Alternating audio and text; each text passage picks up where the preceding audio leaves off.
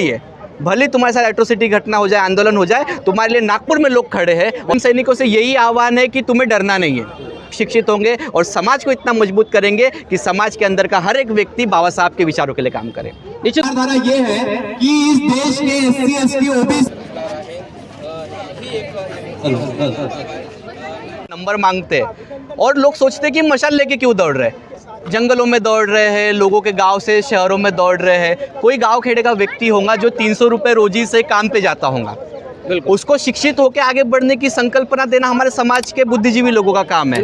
उनको शिक्षित करने का लोगों का काम है। पर 365 दिन समाज के लोग काम नहीं कर रहे। फिर युवक सोचेंगे तो युवकों के हाथ में तो कुछ कमान ये देश में होनी चाहिए। इसलिए हम लोग ये यात्रा का आयोजन करते हैं कि जहाँ पे भी शोषित वंचित समाज के लोग हैं, महिलाएं हैं, बच्चे हैं, उनके अंदर एक जनचेतना है, उनके अंदर एक विश्वास है कि तुम्हारे लिए भले तुम्हारे साथ एट्रोसिटी घटना हो जाए, आंदोलन हो जाए, तुम्हारे लिए नागपुर में लोग खड़े हैं। और उसी के हिसाब से अम्बेडकरवादी जहाँ है, इस नीले झंडे के साथ में, इस तिरंगे के साथ में तुम्हारे स्वाभिमान, तुम्हारे अभिमान और डॉक्टर बाबा साहब अम्बेडकर के संविधान के लिए खड़े हैं। इसी का उद्देश्य मशाल यात्रा है। ये यात्रा अभी आज 28 दिसंबर को निकली, वहाँ कब पहुँचेंगी? ये यात्रा यहाँ से टप्पे टप्पे में पहुँचेंगी। हम लोग अभी वाड़ी जाएंगे, वाड़ी के बाद में अमरावती रोड होते हुए चाकन, औरंगाबाद, जालना पहुँचते हुए हम लोग भीमा कोरेगांव पहुँचेंगे। एक्सपेक्टेड डेट है कि हम लोग 31 दिसंबर को रात के 12 बजे म्हणजे 1 तारीख की शुरुआत को हम लोग पहुँच जाएंगे। और वहाँ पे जो भव्य रैली होती है, उस रैली के साथ में भीमा कोरेगांव शौर्य स्तंभ के सामने मशाल को अर्पण करेंगे। और उस महान शूरवीरों को, जो डॉक्टर बाबा साहब अम्बेडकर ने 1818 की लड़ाई के हमें जो मार्गदर्शन किया, जो बताया कि हमें भीमा कोरेगांव शौर्य स्तंभ पर जाना चाहिए, उसकी ये 207वीं 8वीं वर्षगांठ पे हम लोग जाके मानवंदना देने जा रहे हैं। अब जैसे यहाँ से निकले हैं तो तमाम जहाँ पर भी जगह आपको मिलेगी, तो उन लोगों से, भीम सैनिकों से क्या आह्वान करेंगे आप? भीम सैनिकों से यही आह्वान है कि तुम्हें डरना नहीं है। तुम्हें 365 दिन लोगों के लिए काम करना है। तुम्हें भले एक रोटी कम खाना है, पर तुम्हें शिक्षित जरूर होना है। जब तक तुम शिक्षित नहीं होंगे, मैं नहीं मानता कि कोई भी मशाल यात्रा हिट हो पाएगी या उसका कार्यक्रम सफल हो पाएगा। मशाल यात्रा तभी सफल है, मशाल यात्रा के लोग तभी सफल है जब हम लोग शिक्षित होंगे और समाज को इतना मजबूत करेंगे कि समाज के अंदर का हर एक व्यक्ति बाबा साहब के विचारों के लिए काम करे। सबसे पहले भीमा कोरेगांव के उन शहीदों को, 500 शहीदों को मैं अभिवादन करता हूँ।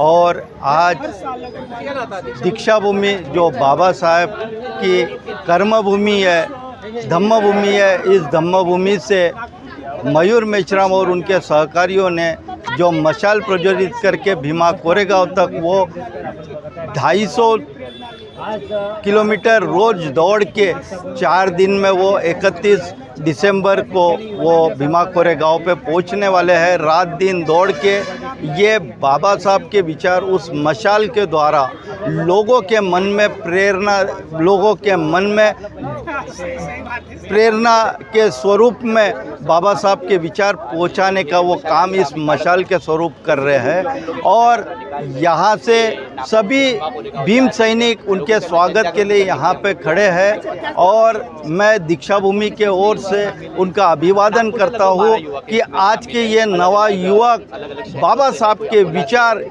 जिस प्रकार, जिस माध्यम से, मशाल के माध्यम से और अन्य पत्र नाटकों के माध्यम से, भाषण के माध्यम से, डिबेट्स के माध्यम से जनता तक बाबा साहब के विचार पहुंचाने का ये उपक्रम इन्होंने मशाल के स्वरूप में हाथ में लिया है, ये प्रशंसनीय बात है और प्रोत्साहित करने वाला ये उपक्रम है। और वो भीमा कोरेगांव जहां 1818 में जो 500 महारों ने 28,000 पेशवाओं को काट के फेंक दिया और इस मनुवाद का इस देश से नाश कर दिया।